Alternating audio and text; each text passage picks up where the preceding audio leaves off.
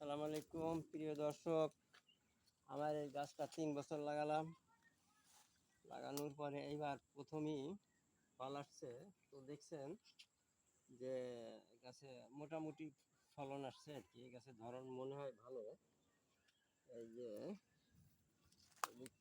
এদিকে দেখো, এই যে এটা যে কি লিচু, আপনারা একটু কাছাকাছি নিয়ে দেখো। এটা যে কি লিচু, এটা আপনারা কমেন্ট করে জানাবেন। এই যে এটা এটা যে কি লিচু, সুন্দর লিচু, খাইতেও ভালো, বিচিটা বড় দেখা যায়।